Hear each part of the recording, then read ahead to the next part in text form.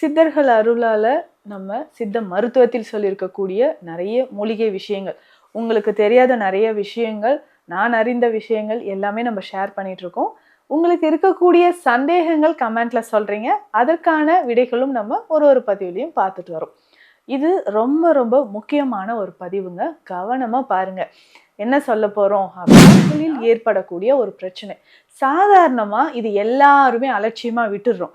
ஆனா இது எந்த அளவுக்கு சீரியஸா ஆயிட்டு இருக்கு அப்படின்றத இப்ப இந்த வீடியோலயே நீங்க பாருங்களேன். அதாவது வெரிகோஸ் வெயின்ஸ் அப்படின்னு சொல்றது.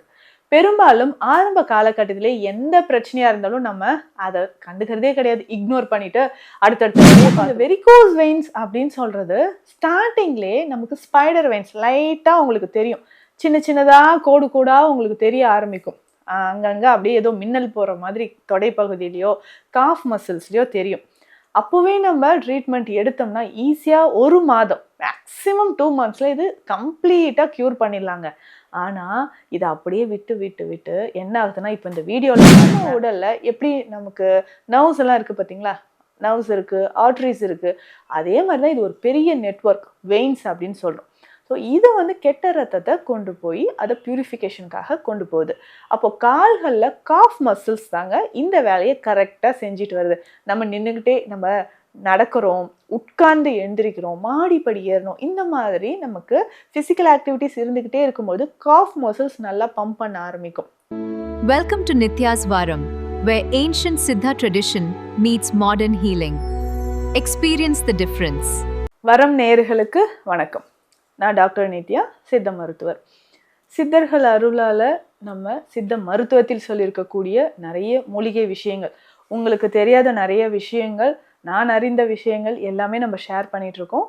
உங்களுக்கு இருக்கக்கூடிய சந்தேகங்கள் கமெண்ட்ல சொல்றீங்க. அதற்கான விடைகளும் நம்ம ஒரு பதிவுலையும் பார்த்துட்டு வரோம். இது ரொம்ப ரொம்ப முக்கியமான ஒரு பதிவுங்க. கவனமா பாருங்க. என்ன சொல்ல போறோம் அப்படின்னு கேட்டிங்கன்னா, கால்களில் ஏற்படக்கூடிய ஒரு பிரச்சனை.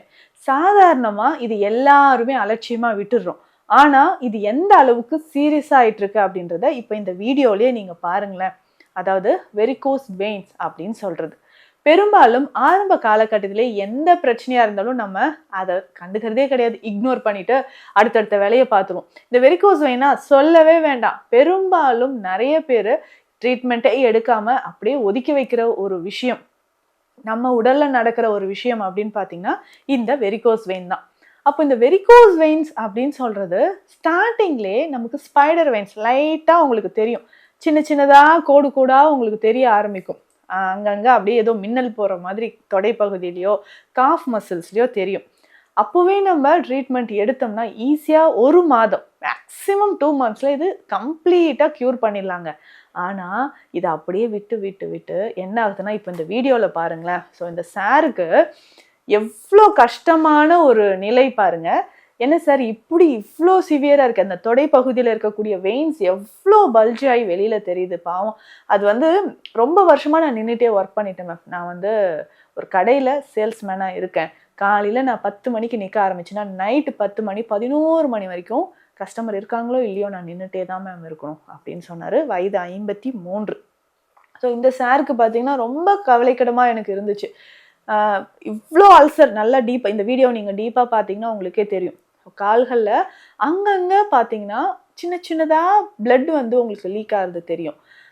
எப்படி இருக்குது அப்படின்னு கேட்டிங்கன்னா, நான் நின்றுட்டே இருப்பேன், கால்களில் சின்ன டாட் மாதிரி எனக்கு வரும் மேம். அரிப்பு ரொம்ப அதிகமாக இருக்கும், வலி அதிகமாக இருக்கும்.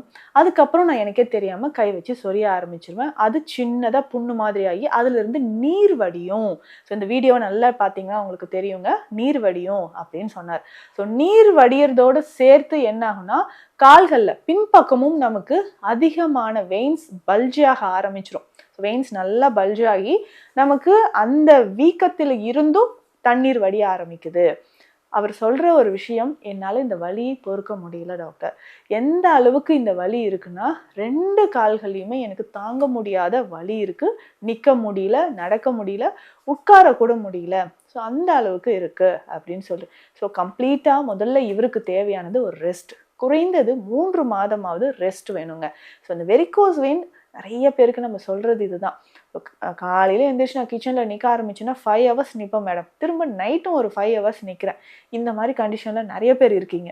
அதே மாதிரி ஒர்க் பண்ணுற இடத்துலையும் நின்றுக்கிட்டே ஒர்க் பண்ணுறேன், இல்லை உட்கார்ந்துட்டு கால்களை தொங்க போட்ட நிலையிலே தாங்க நான் அந்த பொசிஷன்லேயே தாங்க இத்தனை நாளாக இருக்கேன் அப்படின்னு சொல்கிறவங்களும், அதிகமாக டிரைவிங் பண்ணுறீங்க இல்லையா, அவர்களுக்கும் என்ன ஆகுதுன்னா கால்களில் வெயின்ஸ் பல்ஜ் ஆக ஆரம்பிச்சிடுது.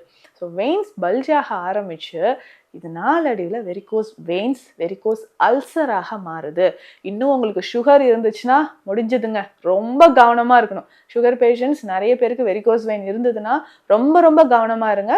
இதனாலேயும் வெரிகோஸ் அல்சர் தீராத புண்களாக இருக்கக்கூடிய நபர்களும் நம்மக்கிட்ட நிறைய பேர் ட்ரீட்மெண்ட் எடுத்துகிட்டு இருக்காங்க. இதுக்கெல்லாம் காரணம் ஆரம்பத்திலே நம்ம செய்யக்கூடிய அலட்சியம் தான்.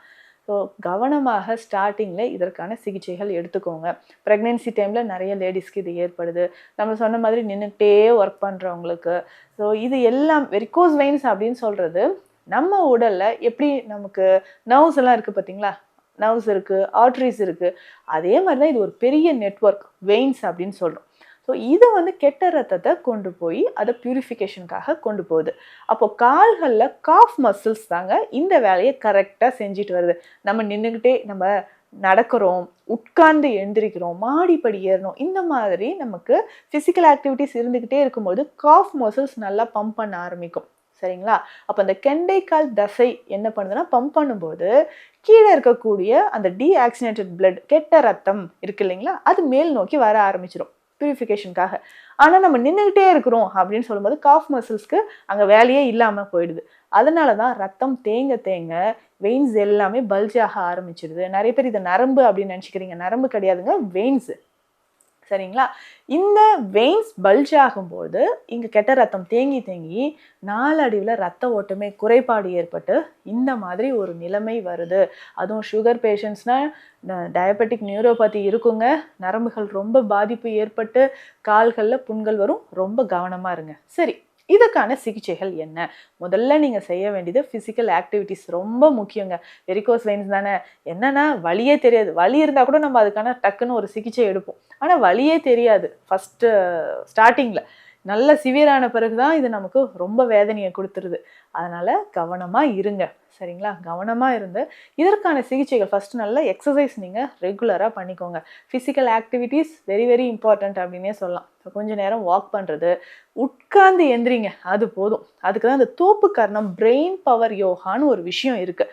தோப்பு கரணம் போடுங்க, 10 தோப்பு கரணம் ஃபஸ்ட்டு ஸ்டார்ட் பண்ணுங்கள். 10லேருந்து ஒரு 2-3 நாட்கள் கழித்து 15, 20 பொறுமையாக போடுங்க. தரையில் சம்மணம் போட்டு உட்கார்ந்து சாப்பிட ஆரம்பிங்க.